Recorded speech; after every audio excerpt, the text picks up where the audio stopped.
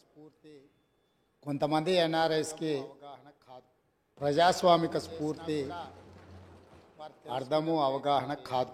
మనం ప్రయత్నం చేసినా కూడా వారు తెలుసుకునే ప్రయత్నం చేయరు. 49కి 0 వాల్యూ ఉంటుంది ప్రజాస్వామ్యంలో, 51కి 100%, 49కి 0 వాల్యూ ఉంటుంది, 51కి 100% వాల్యూ ఉంటుంది. నెంబర్ ఉన్న వాళ్ళు ఎందుకంటే 51% ఓట్లు, 51% నెంబర్ ఉన్న వాళ్ళు ప్రభుత్వాన్ని ఏర్పాటు చేస్తారు. ప్రభుత్వం తీసుకుని 49% ఉన్న వాళ్ళు ప్రతిపక్షంగా కూర్చొని శాసనాలను, ప్రభుత్వం తీసుకునే పరిపాలనలో నిర్ణయాలను, శాసనాలను సహేతుకంగా విశ్లేషించి సలహాలు సూచనలు ఇస్తారు.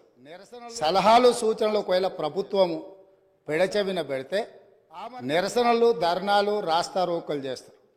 అవసరమైతే ఆమరణ నిరాహార దీక్షలు చేసిన కూడా సందర్భాలు ఉన్నాయి. ఆ స్పిరిట్ ను తీసుకోవాలి తప్ప వాళ్ళు 64 ఉన్నారు, మేము 39 మంది ఉన్నాం, మేము అచ్చోసిన ఆంబోతుల్లాకున్నాం, మేము పోడియంలోకి వచ్చి కుస్తీలు కొట్లాడతాం, ఈ రకమైన భాష వారి గౌరవానికి కానీ ఈ సభను నడిపించుకోవడానికి కానీ సహకరించదు. రెండవ అంశం, పదే పదే గత పాలన గురించి, గత ప్రభుత్వాల గురించి మాట్లాడుతున్నాను. సరే, వారు ఏం మాట్లాడతారో మొత్తం విన్నాక రిప్లై చేద్దాం అనుకున్నాను. కాకపోతే నా రిప్లై కోసం వారు తహతహలాడుతున్నారు. గత పాలనలో చంద్రశేఖరరావుకు అవకాశం, యూత్ కాంగ్రెస్ వైస్ ప్రెసిడెంట్ గా కల్వకుంట్ల చంద్రశేఖరరావుకు అవకాశం ఇచ్చిందే Congress party. Single window director గా నిలబడి ఎన్నికల్లో పోటీ చేయడానికి ఇస్తే కాంగ్రెస్ పార్టీ తరఫున నిలబడి ఓడిపోయిందే చంద్రశేఖరరావు. గెలిపించిందే కాంగ్రెస్ పార్టీ. గత పాలనలో ఎంపీగా గెలిపించిందే కాంగ్రెస్ పార్టీ. గత పాలనలో కార్మిక శాఖ మంత్రి, షిప్పింగ్ మినిస్టర్ ఇచ్చిందే కాంగ్రెస్ పార్టీ. అంతెందుకు ఇక్కడ ఆ తర్వాత కార్మిక శాఖ మంత్రి ఇచ్చిందే కాంగ్రెస్ పార్టీ. అంతెందుకు ఇక్కడ సభ్యుడు ఉన్నాడు, వారు కూడా వారి కుటుంబ సభ్యులు. ఎమ్మెల్యే కాకుండానే మంత్రిని చేసి ఈ రోజు వాళ్ళు తర్వాత ఎమ్మెల్యేగా ఎన్నిక చేయడానికి సహకరించిందే కాంగ్రెస్ పార్టీ. ఈ రోజు వాళ్ళు ఏ పేరైతే వినోద్ అనుకుంటున్నారో ఆ రాజశేఖర రెడ్డి గారే ఆ మంత్రివర్గంలోనే ఎమ్మెల్యే పదవి, గత ఆర్థిక శాఖ మంత్రి సిద్దిపేట ఎమ్మెల్యే గారు ఎమ్మెల్యే పదవి లేకుండా మంత్రిగా ప్రమాణ స్వీకారం చేసిండ్రు. రాజశేఖర రెడ్డి గారి నాయకత్వమే దేశానికి బలమైన నాయకత్వం అని అందులో పనిచేసి, మూడవది పోతిరెడ్డిపాడు నరసింహారెడ్డి గారు ఒక్క పెద్దది చేసినప్పుడు కీర్తిశేషులు నాయన్ నరసింహారెడ్డి గారు కడప జిల్లా ఇన్ఛార్జ్ మినిస్టర్. కీర్తిశేషులు ఆ రోజు కొట్లాడింది పోతిరెడ్డిపాడుగా కీర్తిశేషులు పి జనార్దన్ రెడ్డి గారు. పోతిరెడ్డిపాడు పొక్క పెద్దది చేసినప్పుడు ఇక్కడ ఉన్నోళ్ళు ఎవరు ప్రాణత్యాగాలు చేస్తామని ఎవరు కొట్లాడలే, ఎవరు మాట్లాడాలి. సొంత పార్టీ, సొంత ప్రభుత్వం ఉన్న తెలంగాణ ప్రజల హక్కులను భంగం కలిగించొద్దు, కృష్ణానది జలాలలో మా వాటా మాకు ఉండాలి, మా వాటాను ఎవరు తీసుకెళ్లినా మేము ఒప్పుకోమని కొట్లాడింది ఆనాటి నాయకుడు పి జనార్దన్ రెడ్డి గారు మాట్లాడింది తప్ప వీళ్ళు కాదు.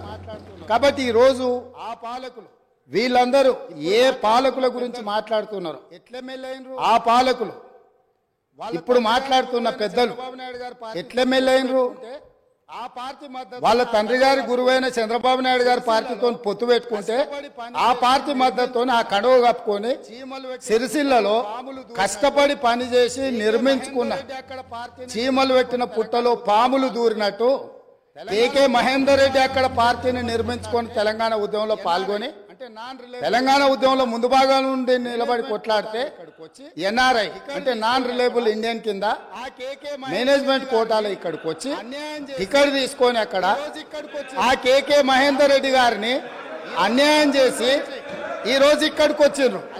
కాబట్టి ఈరోజు గతం గురించి అధ్యక్ష, ఒకవేళ మా మిత్రులకు ఒకవేళ వాళ్ళకు అంతగా గతం గురించి చర్చించాలనే ఆలోచన ఉంటే ఒక రోజు మొత్తం తమరు సమయం ఇవ్వండి. తప్పకుండా జూన్ 2, 2014 కంటే ముందు జరిగిన 55 సంవత్సరాల పరిపాలన మీద సంపూర్ణమైన చర్చ ఇక్కడ పెడదాము. ఈ రోజు ఇక్కడ జరుగుతున్న చర్చ జూన్ 2, 2014 నుంచి జరిగిన పరిపాలన, చేసిన విధ్వంసము, నాయకత్వం యొక్క వ్యవహార శైలి మీద మనం ఈరోజు మాట్లాడుకుంటున్నాము. కాబట్టి వారికి గతం గురించి చర్చించాలనే కోరిక ఉంటే మాకు ఎలాంటి అభ్యంతరం లేదు. గతంలో జరిగిన పరిపాలనలో ఇక్కడున్న వాళ్ళకి చాలా మందికి పాత్ర లేకపోవచ్చు, కానీ అక్కడున్న వాళ్ళకు చాలా మందికి పాత్ర ఉంది. ప్రత్యక్షంగా మంత్రులు చేసిండ్రు. అక్కడున్న నాగేందర్ గారు, ఆ పక్కనున్న శ్రీనివాస్ యాదవ్ గారు, ఆ పక్కనున్న హరీష్ రావు గారు, అక్కడున్న కడియం శ్రీహరి గారు, ఆ పక్కనున్న పోచారం శ్రీనివాస్ రెడ్డి గారు, ఆ పక్కలున్న గంగుల కమలాకర్ గారు, అన్ని పేర్లు మొత్తం అన్ని లిస్టు చదువుతా. వీళ్ళందరూ కూడా ఈ రోజు వారు ఏదైతే పాపాలు జరిగినాయి అంటుండ్రో ఆ పాపాలలో సంపూర్ణమైన భాగస్వామ్యం వాళ్ళదే ఉన్నది. వరంగల్ ప్రాంతంలో జరిగిన ఎన్కౌంటర్లకు ఎవరి కారణమని చర్చ ఉంది అధ్యక్ష? ఈ రోజు వారే మాట్లాడుతున్నారు. ఏమని గవర్నర్ ప్రసంగంలో మొత్తం కాంగ్రెస్ పార్టీ మేనిఫెస్టోనే పొందుపరిచిండ్రని చాలా సీనియర్ గా పనిచేసిండ్రు మంత్రులుగా.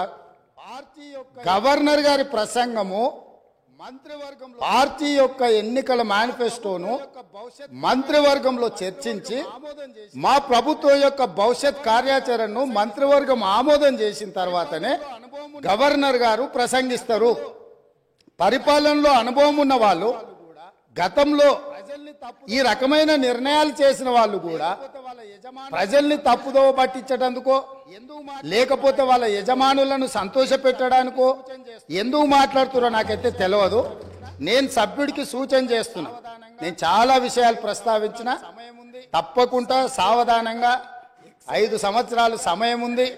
సంపూర్ణంగా ఎక్స్రే తీసినట్టుగా ఎక్కడెక్కడ ఏమేమి ఉన్నాయో అన్నిటిని వివరిస్తాం. మా ఆర్థిక మంత్రి గారు, డిప్యూటీ సీఎం గారు జరిగిన విధ్వంసం ఏంది, ఆర్థిక నేరం ఏంది, అన్ని విషయాలు ఈ సభలోనే తమరి అనుమతి తీసుకొని చర్చకు పెట్టి వాటన్నిటిని విశ్లేషిస్తాం. మేము సిద్ధంగా ఉన్నాం. సంవయనం పాటించి ఈ రోజు గవర్నర్ గారి ప్రసంగానికి సంబంధించిన మీకు మనసు ఉంటే, తెలంగాణను అభివృద్ధి చేసుకోవాలన్న ఆలోచన ఉంటే అభినందిస్తూ మీరు ముందుకు రండి. లేదు మేము ఇట్లనే ఉంటామంటే పిల్లి శాపనార్థాలకు ఉట్లు తెగిపడవు.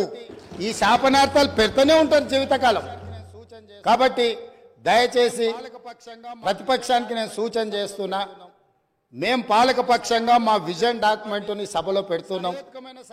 మీరు సలహాలు సూచనలు ఇవ్వండి. సహేతుకమైన సలహాలు సూచనలకు ఎప్పుడు మేము సిద్ధంగా ఉన్నాము. ఎందుకంటే ప్రతిపక్షాలను గౌరవించడం అనే సాంప్రదాయం కాంగ్రెస్ పార్టీకి మొదటి నుంచి ఉంది, ఇప్పుడు కూడా ఉంది. ఆ సాంప్రదాయాన్ని కొనసాగిస్తామని మీ ద్వారా వారికి తెలియజేయదలుచుకున్నాం.